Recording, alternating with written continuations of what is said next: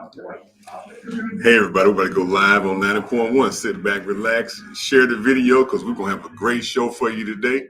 We appreciate y'all for always tuning in. So go ahead and type in where you're watching from, and you can call in a few minutes on the radio station. Good evening, good evening, good evening. Welcome everyone to Reviving Mississippi. I'm your host, DeKeither Stamps. We got a great show lined up for you today. I can't wait to get started. Today's going to be a little bit more participatory. Last few weeks, we've been having conversations with some subject matter experts. And this week is going to be just a little bit different. We're going to have a guest calling in just a second. But again, as we start every show, we always say we want to make sure that we remember those people who are going through bereavement.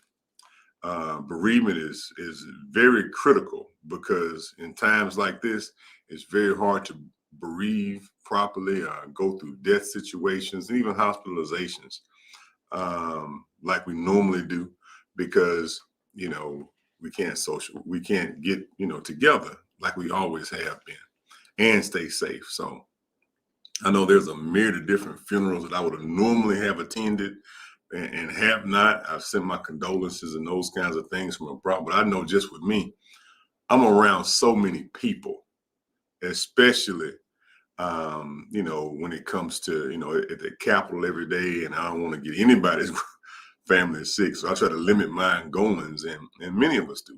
So as we go through these kinds of bereavement kind of situations, let's make sure that we take care of each other. Let's make sure we be safe, but make sure we still care for those friends and family members. The McGee family lost their husband and friend over the last week, and the services were this past weekend. And we got my desk mate, Representative Hester McCray. She lost her mother up in DeSoto County, and just so many others. I don't get to name the names, but just so many people are going through different forms of bereavement and those kinds of things. So let's just make sure we take care of each other. Let's make sure we wrap our arms around each other so that we can move forward together. And then we can just do things and hopefully get back to some sense of normalcy. What we call the norm in the past, that past won't come back, but there will be a new normal as we move through this situation and as we get around it. I'm sick of it just like everybody else. I'm sure Handyman's sick of it too. Handyman been wearing his mask around his chin for a year and a half. But make sure you put your mask over your nose and take care of yourself while you're out there. I want to start the show off by saying thanks to our sponsors. First and foremost, Mr. Michael Jordan and Michael Jordan Transportation Service. We appreciate Mr. Jordan for all of his hard work over the years, all of his dedication to this show and other organizations that he supports. And we appreciate your support of his business, because if you don't support his business, he don't have the means to support community activities and programs to the degree that he does. So you can go to www.mjstransportation1.com for your transportation needs, and make sure you let him know that you heard right here at 90.1 WMPR, the voice of the community. So again, you can go to www.mjstransportation1.com for your transportation and employment needs. Also, the National Wildlife Federation. We appreciate the National Wildlife Federation for always, stepping up. I was just broadcasting on our outlets before the show. There's a call going on right now with the Representative Clyburn and the National Wildlife Federation and partners from Alcorn State University and all across the country. We're talking about infrastructure. We're talking about the bills and legislations that have been passed at the federal level and how will they impact at the local level. So just make sure we continue to stay mindful of what's going on, but we appreciate them for always giving good training, good tools that we can use so that we can make sure we ask the right things when we approach leaders about resources and putting new programs in place. So we appreciate the National Wildlife Federation for that. And also, I want to thank the Evans family for always giving us good opportunity to be here and support things they got going on. Ms. Wanda Evans and the late Mr. Charles Evans for giving us the opportunity to even be on radio, because sometimes we take for granted what we have here in Mississippi because we may look at what we don't have. There are very few communities that have a community radio station that's 100,000 watts. Very few in the entire world, not just in the country, in the world, where you can come in off the street and talk about things that are pertinent to you, pertinent to your community, announce things and communicate. So let's not take this gift of 90.1 for granted. Let's not take this opportunity for granted, because everyone does not have this very same opportunity at hand. So let's just make sure that we always appreciate and try to look for ways to partner. So if you want to partner with 90.1 and WMPR, you can see Handyman. He'll take all the money in your pocket. But also, more importantly, you can see Ms. Wanda Evers and the whole staff here for sponsorship opportunities. And, if you want to run some commercials and all those things, let's make sure that we continue to support our local media, because corporate media doesn't necessarily do us justice. While we're waiting on our guests to come online here today or to call in, I want to talk about two very important things. First and foremost, as my friend Sherry Jones talks about, I want to talk about money. Specifically, money from the Capitol. Right now, we're in session. And I want to talk a little bit about money first and foremost. And I'm not going to take a lot of time, but I'm going to talk about where we are. As a state, we got more money in our coffers right now than we've had in a long time. And now the tug of war is going on about the division of resources and who gets what and how. I'm going to tell you my position. My position is that that the resources should be divided up in a way of equity, not just equal. Because if one community is on first base and another community is on third base, and you give them both the same, one community just goes all the way to home, one community goes to second base. Now, I want to make sure that we do as much as we can to bring people to an equitable state so that we can move forward. Well, you say, well, DeKeither, how do you get there? Well, this is what I'm proposing that all of our Black elected officials at every level do. Look at this federal money that came down. Many Republicans did not support this at the federal level. I don't think very few Republicans voted for it at the federal level. Very few. At the state level is where it gets divided up, partially divided up. A big chunk of it gets divided up at the state level. So what I'm saying is that every Black elected official stay unified, and that we demand no less than $800 million for our communities. Out of this $1.8 million and $1.8 billion, I'm saying that every Black elected official should stand firm. And that would be roughly $20 million for every minority district. But if we go in those back rooms and cut those side deals where this one get $1 million, this one get $2 million, and you go home, you break apart the coalition, you go home with $2, $3, $4, $5 million, even $10 million. That's not what you could get if we stay unified. This is a once in a lifetime opportunity for us to deliver game-changing resources to our communities. And this is how you get it. By demanding that we want this amount of money and we don't get it, we're going to hold up the process until that number is reached. Because we cannot allow for the Republican leadership to take money that they did not support at the federal level, when it gets to the local level, absorb the resources that were designed to help folks that are in these marginalized communities and these communities that are under-resourced and under-financed. So the tone and texture of what I'm doing and many others are doing is because of our situation. We cannot allow for this much money to come through our community and not be divided up equitably equitably so that we can service the needs of our community. It's the time for folks to talk about us in such a disparaging way while absorbing all the resources. I heard that stated the state of the Tate. That we call it a hand. We call it the state of the Tate address.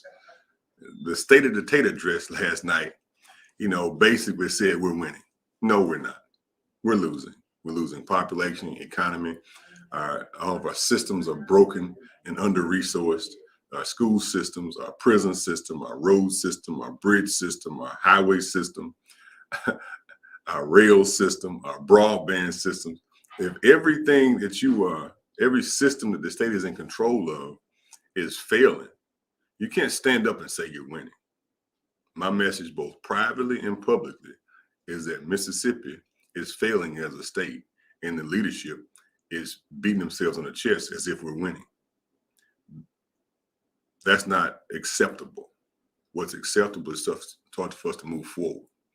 Don't let folks just divide us on a lot of these lower level issues and let us keep our eye off the money.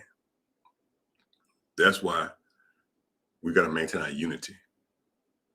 Unity is going to be critical, and be willing to hold up the process and stop the presses if we don't get the things necessary to move our community forward and make us whole, specifically here in Jackson. The state of Mississippi has played a huge role in deindustrializing our urban center. That's where your jobs went. And also approving permits for our neighbors to build their own wastewater systems so that we can move forward. So I just want to make sure. Okay. Part one. Hello, caller. Welcome to the show. Yeah, how you doing, brother? Hey, how you doing, sir? All right. Let me ask you this right here. All right.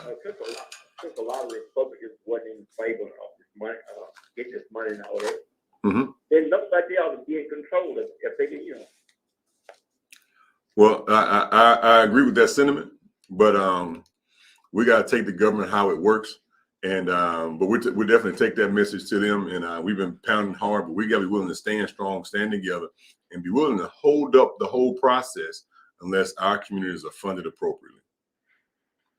And when does a lot of this money? I mean, we've been talking for a long time, but nothing is getting done. When is this money going to be released so we can start seeing some progress? Well, a big chunk of it, the state of Mississippi already has. It just hadn't divided up and sent it out. We got it last year. The governor, if he was astute, he would have called a special session last year and divided the money up over the summer. We got money sitting in the bank right now that's been sitting there for months. So I just want to let you know, be abreast of what's going on. I got a guest that just chimed in, so let me bring my guest aboard, and then we'll open them back up for calls in about 20 minutes. Okay. Okay. All right. Hello, sir. How you doing today? Can you hear me? I think your microphone's on mute. Let's see here. You're correct. My microphone's on mute. Okay. Ladies and gentlemen. Hi, Representative Stamps. How you doing today? I'm doing well. Ladies and gentlemen, we have Mr. Scott Gordon. He's a retired professional of the U.S. Environmental Protection Agency's Southeast Regional Office, Region 4 in Atlanta, Georgia, and EPA of the EPA. And Region 4 covers the states of Alabama, Florida, Georgia, Kentucky, Mississippi, North Carolina, South Carolina, and Tennessee. Scott earned his Bachelor of Science in Chemical Engineering from the University of Louisville.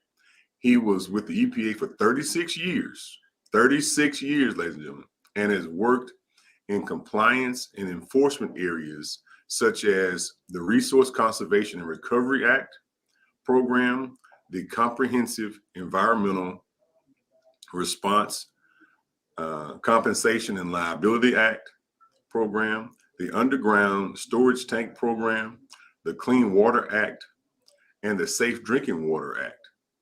Mr. Gordon has served as the enforcement coordinator for Region 4 and as the Deputy Division Director of the Waste Management and Environmental Accountability Divisions, and is responsible for the Clean Water Act, Safe Drinking Water Act, the underground storage tank enforcement activities, NPDES permitting, wetlands, regulatory functions, as well as Chief of Staff for the acting regional administrator.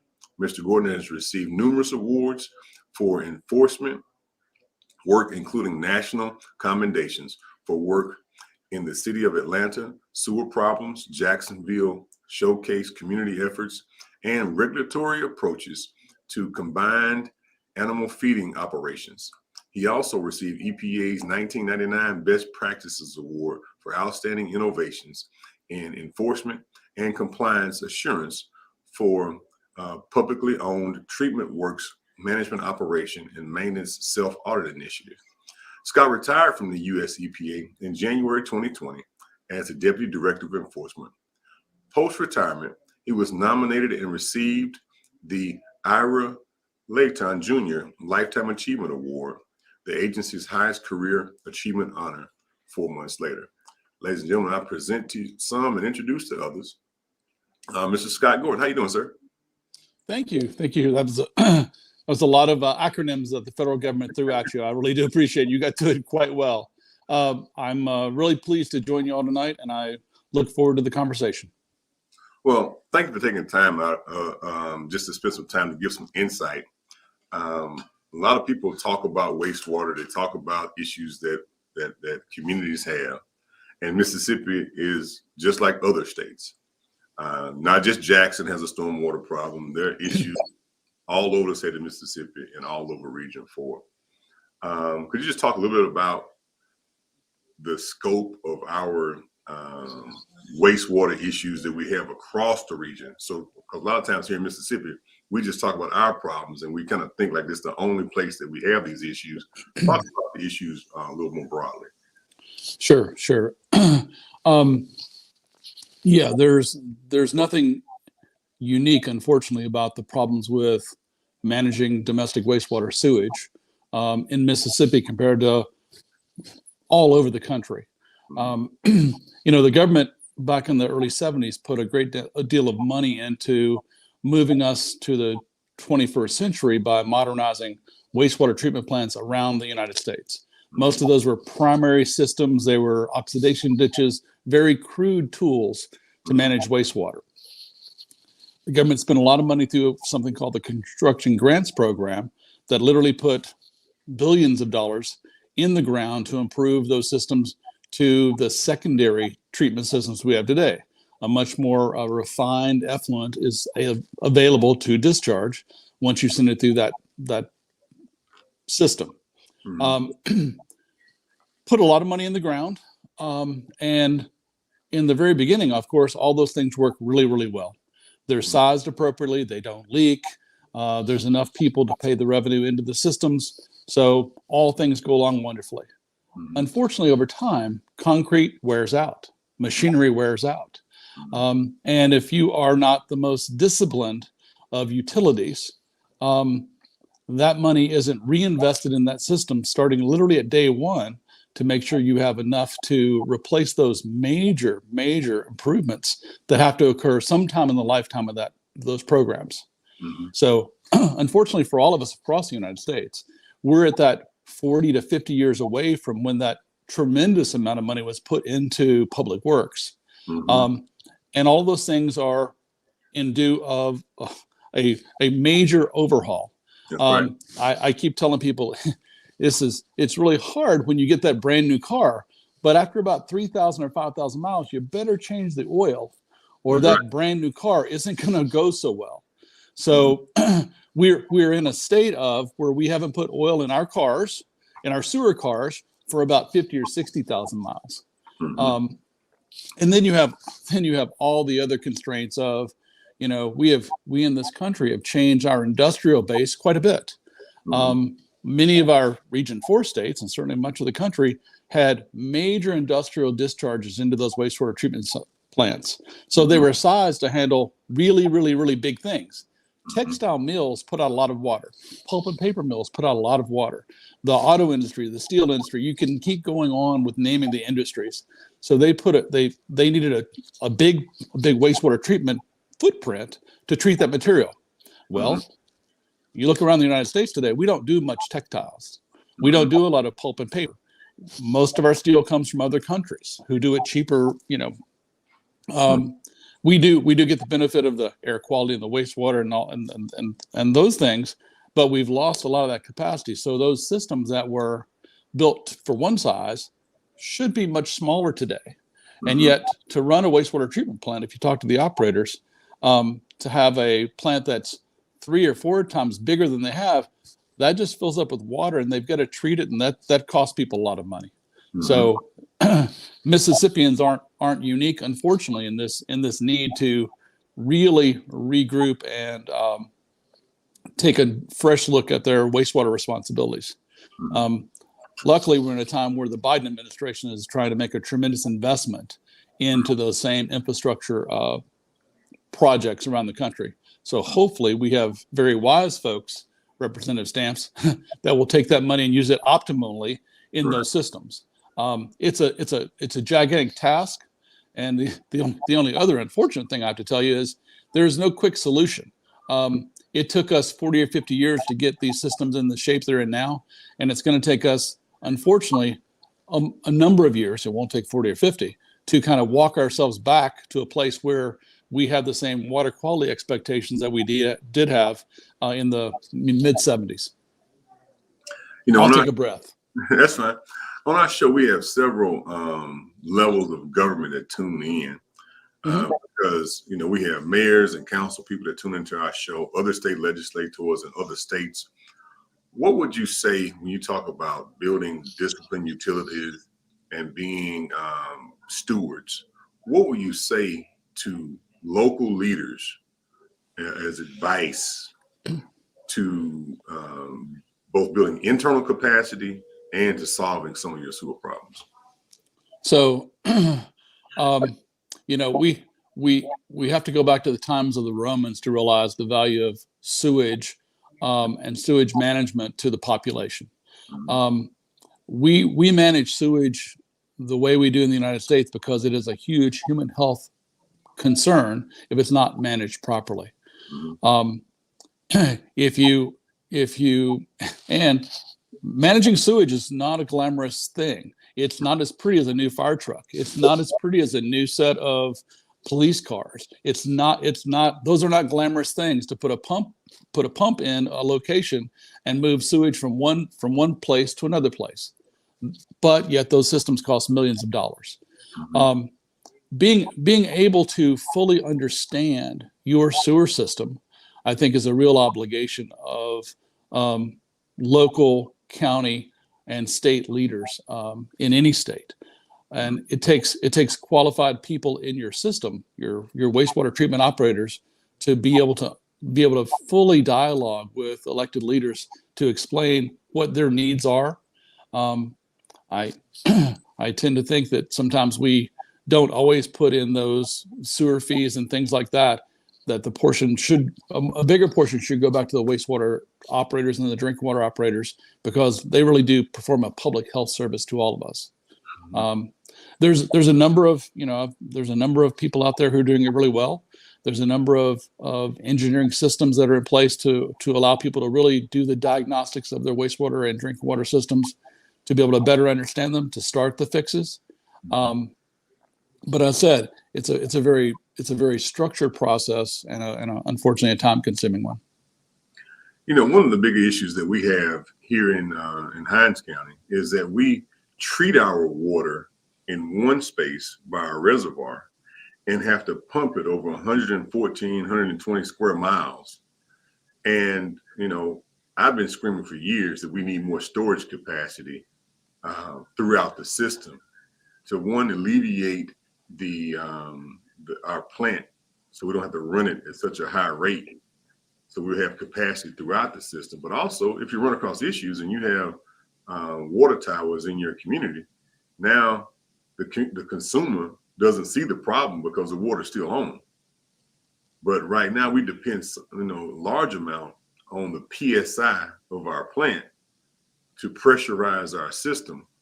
What would you say about that philosophy versus putting more water towers? Well, in any situation when you have to physically move water, whether it be drinking water or wastewater, that is usually at a cost if you have to pump it.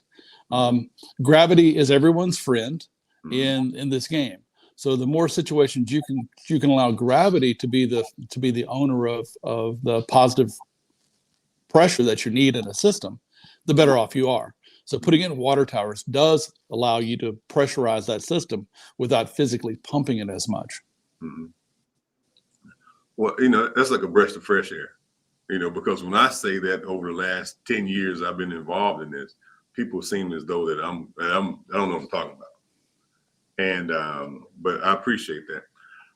When you talk about we should be putting money aside from the beginning to finance things.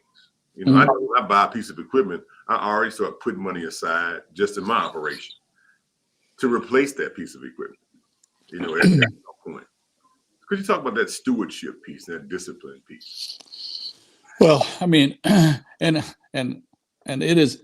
I know when it comes to, and I've been across the table from many elected officials who really have a tremendous responsibility to balance all the needs and wants in their community with a fixed amount of dollars. Those are tough jobs, and to have the discipline to say, well, we need to create a fund to replace major components in our wastewater treatment or our drinking water plant, and we can't pull that money out for.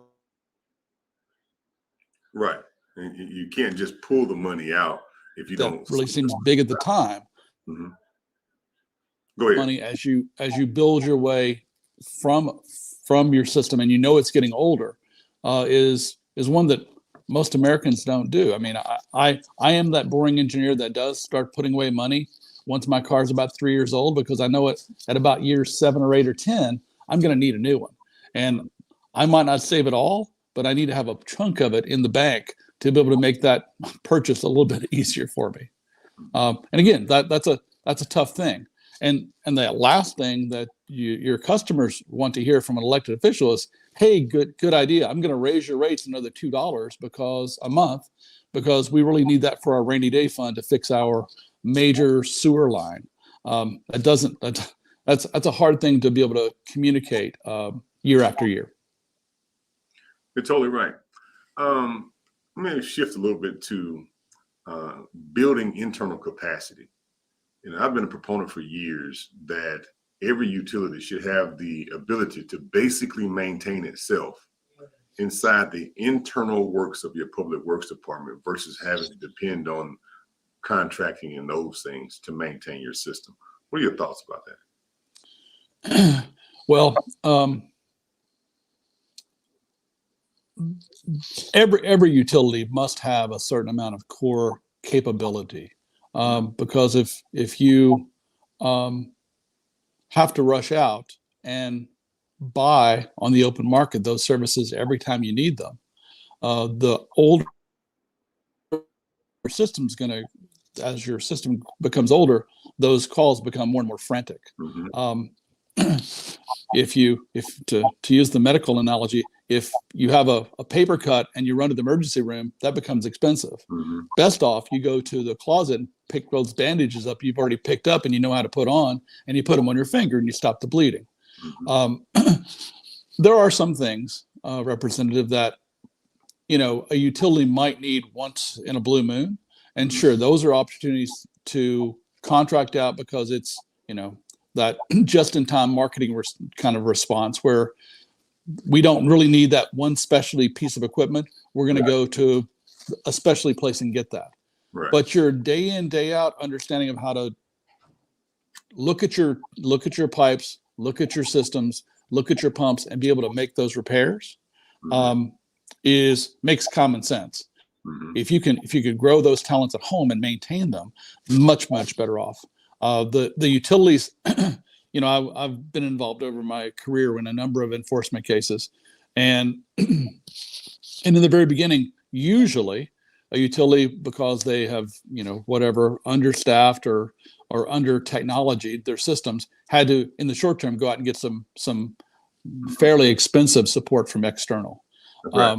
But the very smart ones built capacity, and they retained those individuals and those skills, and they compensated those individuals for their skill sets, and they became really good utilities. And at some point their rates plateaued, and they were able to maintain those systems. And I think those are the ones that are going to sustain the long play, because we're going to need sewage today, tomorrow, in 5 years, and 100 years. It's not going to go away. Mm-hmm. So, and you kind of hinted on this last question I have. Paint a picture of what a functional, prudent utility looks like. What just talk us through what the management of it looks like, because sometimes when you see dysfunction for so long, you normalize it. Talk about the characteristics of a healthy, maintained, and operating utility. So I talk in the verbiage of transmission and treatment. Mm-hmm. The average customer should be able to put water down their sink, or flush their toilet, or drain their tub, and believe that material that's leaving their property is transmitted through sewer lines that are relatively clean and have enough capacity to take that material all the way down to the wastewater treatment plant.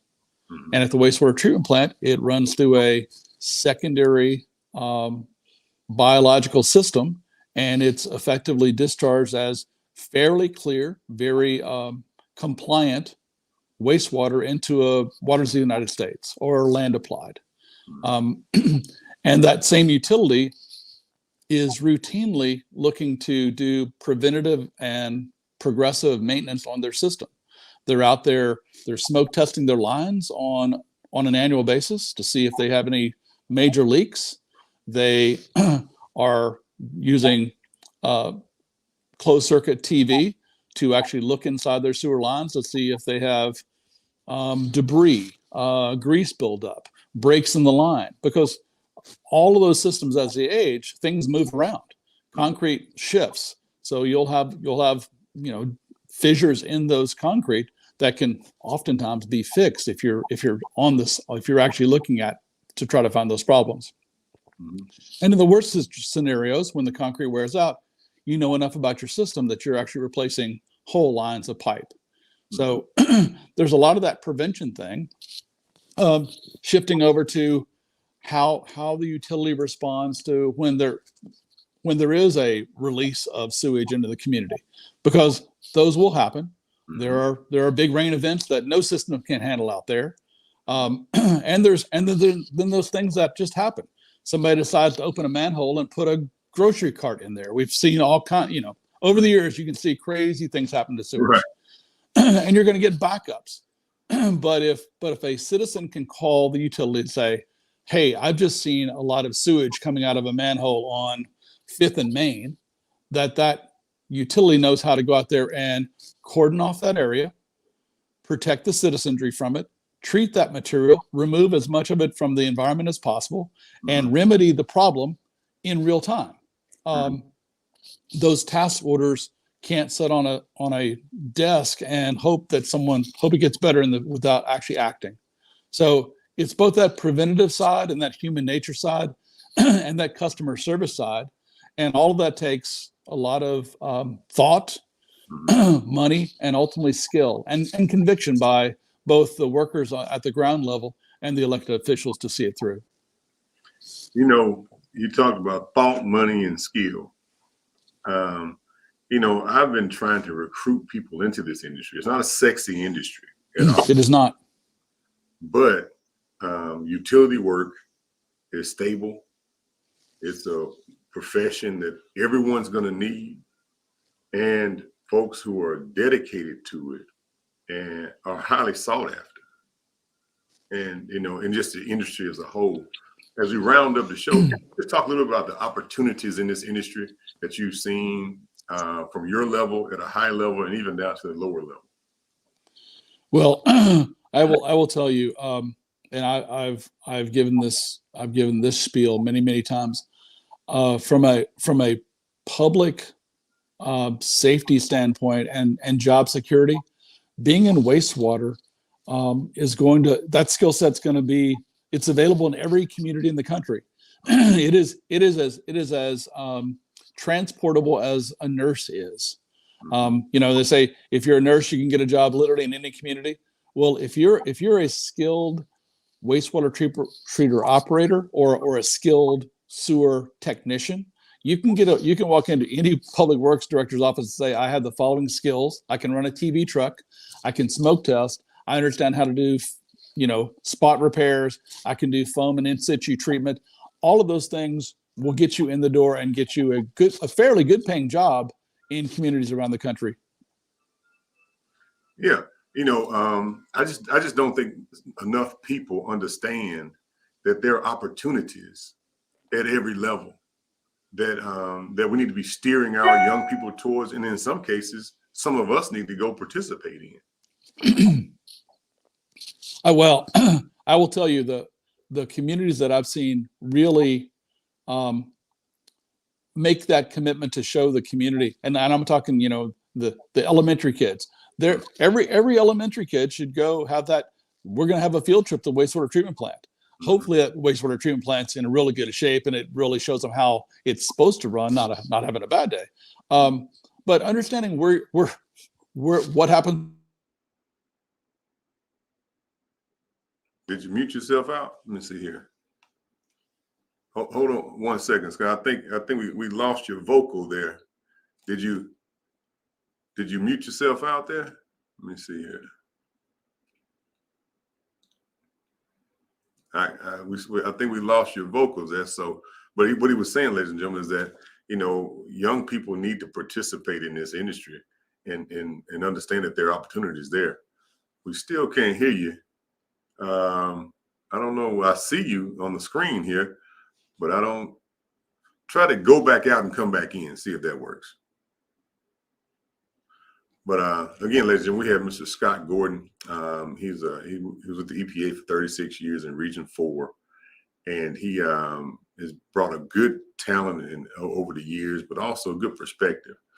And I encourage folks to steer some young people towards this industry because it's a stable industry. It's recession proof. You want to steer your young people to professions that are going to be here, that they can sustain themselves for, they can build a family with, and all those things. And it's not just about, you may start as a sewer operator, but as you move up the ranks, you're going to be highly sought after. You can get your advanced degrees in engineering and so forth. Many cities and utilities have educational opportunities that young people can advance themselves educationally with. So I would encourage folks to take a look at the utility space. And there you go, Scott. I think we got you back. Oh, thank you. So sorry about that. I don't know what happened. It's probably the technical operator on this end. Well, sometimes I got to hand my phone to my 13-year-old to make sure I do it right. Yeah, where are my kids when I need them? Right. I can run a tractor and do all kinds of stuff on a farm, and you can operate a whole wastewater plant. But you give me an iPhone, and I'm Right. My wife did offer to stand beside me to make sure I didn't screw this up. So no, I told her I think I can get through it. And obviously I was not correct there. So as we round up the show, any parting words you want to say about this industry, and or anything you want to say, or just advice you would have to local leaders who are trying to manage their utilities effectively? First off, hats off to them. It's a tough responsibility, but they. Those elected leaders should sit down with their wastewater treatment operators and have an honest heart-to-heart talk about how their system's running, and what those wastewater treatment operators know, because those individuals, those men and women who are working at those plants, really do understand it like it's a beating heart. Anytime I've had an opportunity to literally talk to the wastewater treatment operators and say, what do you need here? They always know. And if elected leaders can open up a good, clean dialogue with them and ask them really what they need, they'll get some really, really good advice from the people who are really trying to do amazing work for the benefit of the community. Well, we appreciate you, Mr. Gordon, for taking time out on a Wednesday afternoon. I know it's Bible study night and everything, but we appreciate you for taking time out just to come share a few thoughts with us. We'll be bringing you back and with your expertise in several other ways, and hopefully we can get some of the philosophies to change. Fantastic. We there's plenty of things to talk about. We didn't talk about stormwater. We didn't talk about erosion and sediment control. We didn't talk about any of the other fun things that are out there. Well, we'll do a deep dive on some of those issues at a later time. But I just want to say thank you for taking a few minutes out just to kind of give some perspective. Sure. Yes, sir. Well, thanks for giving me a forum. I appreciate it. Well, we appreciate the opportunity, and we'll be reaching out to you soon when you're coming back. Okay. Okay. Bye-bye, sir. Have a good night. Mm-hmm. Well, ladies and gentlemen, that was Mr. Scott Gordon. He's a great young man. Calling lines open. You can call in at 601-948-5950. That's 601-948-5950. If you want to call in, if you want to post your comments on the internet, you can do that as well. But wastewater systems are important in building internal capacity, the capacity to maintain yourself, the capacity to have additional storage capacity in closer proximity by using gravity was one of the key things that he said. Using gravity is our friend, and using gravity to provide pressure is a lot less expensive than trying to get a pump to provide that very same pressure. Let's catch this caller. Hello, caller. Welcome to the show. What's your question or comment? Yeah, how you doing? Hey, bro. You have any idea as to when?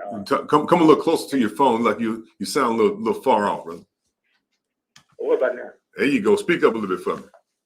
Do you have any idea as to when a lot of this infrastructure repair is going to start, rather than just talk about it, Well, repairs are always ongoing, but right now, the discussion is about who gets the money. We got money in the bank of the state of Mississippi, and we're trying to make sure that areas that need the money the most get the resources they need to move forward. Yeah, I know. I was talking to my sister-in-law from Atlanta yesterday, and she was talking about how they talk about Mississippi, Yeah, I mean, again, that's why I say one of our biggest problems in the state when it comes to leadership is Neanderthal leadership. Black and white, Democrat and Republican on both sides. And we need to push the Neanderthal talk to the side so that common sense folks can say, hey, these are some basic needs that we need to get done. Because you can't stand up and say the state is winning when in every category we're losing. Go ahead, brother. Let me say this last thing, and I'll let you. You were speaking of a tractor a little while ago, driving a tractor. Yeah. I was looking at programs, and I didn't know what they exist, but they said, according to this program, you don't have to be in the tractor for the tractor to go out there and do the work. You just program it in, and that's right to go out there. Well, some folks got the money to invest in those tractors that look like spaceships, but some of us still got a massive a 135 Massey Ferguson on the farm and a John Deere 4020. So some folks do have those spaceship kind of tractors out there where you program it and still go do the work. But the majority of us, 99% of us, got those tractors that don't have power steering on. But I appreciate you, brother. Okay, do you have your farm down there? You doing anything in there? Oh yeah, we always work hard. My dad rocking and rolling down there. Okay, you all selling the vegetables and things. We just do a little something just to keep us going. We don't have a vegetable stand, nothing like that. We do a thing to keep us going. But thanks a lot, bro. Let me catch you next call. Okay, all right. Hello, caller. Welcome to. There is no. Oh, okay. You hung up. All right, we'll get there. Call back, call. We'll get you on. But again, ladies and gentlemen, at this point in time right now, I'm gonna recap the first thing I said on the radio when I got on. Unity is critical to get the resources that we need and we deserve. First and foremost, takes unity. And secondly, we can't beat ourselves on the chest unless we win. Hello, caller. Welcome to the show. What's your question or comment?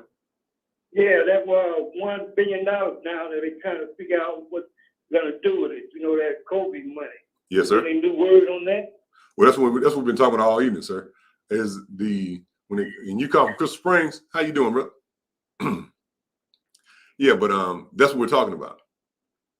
Okay. Then I came in about 30 minutes ago when the guy was talking about the wastewater. Yeah, Okay, the issue we're talking about now is in order for the phone say you call from Crystal Springs. In order for Greg Holloway. Wait a minute. No, Florence. Florence. Okay. Well, in order for all our communities to get what it needs to move forward, we're going to have to make sure we focus on unity. We can't just let folks dip into the pot who don't need as much as other folks. And that's our situation right now. We got at the federal level was where this money came from. Most Republicans didn't vote for it, didn't support it, railed against it, said the government can't afford to do it. All right, but then when it gets down to the state, you want to say, well, okay, this is for our area, and your area don't get as much as it needs. But that's not right. Everybody needs everybody needs to get their fair slice of the pie. Yeah, but right and politics very seldom go together, right? You're totally right. But at this moment right here, if we don't get what we want, we have to be willing to stop the presses and stop the whole machine, because this is a once in a lifetime opportunity to bring on serious resources. And let me give you an example of what this looks like. What we're saying is that the minority districts in this state need at a bare minimum, $800 to $1 billion. At a bare minimum. At a bare minimum. Now at a bare minimum, that would mean little between $20 and $30 million per minority district. Now we're talking about, $1.8 billion from the federal government. We got $1 billion in surplus, and then we got COVID money. So we're talking about a pie of several $1 billion. And if we make up 40% of the state, right? If we make up 40% of the state, and 40%. If we make up 40% of the state, we need our fair share.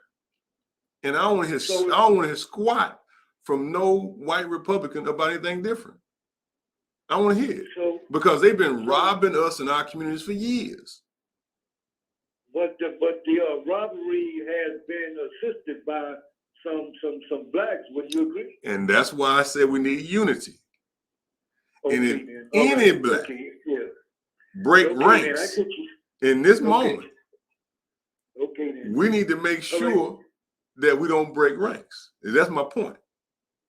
Now that's the key right there. That's the key. That's the key. In this moment right here, if we stay unified, black leaders can walk home in their districts between $20 and $30 million apiece. But if a few, but if you walk in that, and if you walk in the speaker's office, or walk in the lieutenant governor's office, or walking in the governor's office, and they pat you on the head and say, "Here go $5 million for your district," you not only get millions less than you would get if you stayed with the team, but the team don't get nothing. You see my point? Man, you trying to break that up? Okay, then good luck. You see my point, brother? Right. That's why breaking ranks is not is unacceptable in this moment, because it don't make personal sense, nor does it make collective sense. Well, just like I say, I love that commercial, Man on a Mission. That tune just going through my head. Hey, brother, Okay, I appreciate you now. Well, ladies and gentlemen, but that's what we are. Next week, we're going to talk about this critical race thing. I'm not going to talk a lot about it, but it's critical.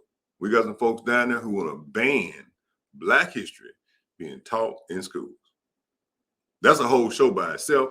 But first and foremost, I want to talk about this money and give another perspective to this wastewater conversation, because I'm not going to get distracted from talking about money and utilities in this moment where we're dividing this pie up. But we will talk about them trying to ban Black history being taught in schools. Let me catch the last caller here. We're gonna get off there. Hello, caller. Welcome to the show. You turn your radio down, caller. Yes, sir. How you doing? Go ahead, brother. Look, I enjoy y'all's show, but I would like to contact you off the show. I need to talk with you about two things. God leading me and going in that area that maybe you could help me. All right, so I got a number here that ends in 6640. Yes, sir. Can I call you on that number? Yes, sir. All right, I'll give you a call when I get in the car. Thank you, sir. All right, brother. Well, ladies and gentlemen, it's been another show, another good show. I appreciate y'all for always tuning in to us and paying attention to what we got going on. We try to bring insightful stuff. Our number one target is to muzzle the mouth of the Neanderthals, Black and white, Democrat and Republican, and the common sense folks to bring real solutions for real people and everyday folks. All right? We got a lot of work to do. I ain't got no time to be arguing with no Black folks because I'm built to fight white folks, especially when it comes to this money. That's what we're doing, and that's our mission for the week.